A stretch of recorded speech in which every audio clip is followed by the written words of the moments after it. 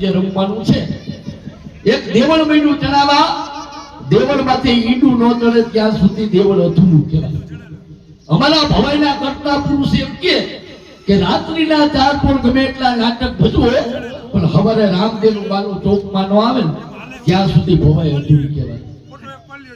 કે વેદ વ્યાસે 6 શાસ્ત્ર ને 18 પુરાણ બનાવ્યા છતાં એને સંતોષ ન થયો.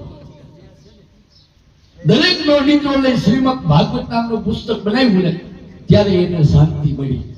એમ અમારા વડવા સાહેબ ઠાકર 360 થી 360 વેદ બનાવ્યા કે જનો પૂર્વ્યો કાલ કોપી શેર બતાવ વરદારી આવા નાટકો લખ્યા છતાં એને શાંતિ ન થાય એટલે દરેક નો નીચો લઈ રામદેવ સરુણાનો વેશ બનાવ્યો કે હાલા તોકતી આલે કે 12 વર્ષના બોલો હોય ને તો ભાગી જાય રામદેવ સરુણાનો વેશ જોવે એટલે કે દીપ ભોગાનો રાજવી જેનું સાચું ગામ સિંહોર સરુણા ઘરે સદા ત્યાં જેનું પાવન છે પિયર.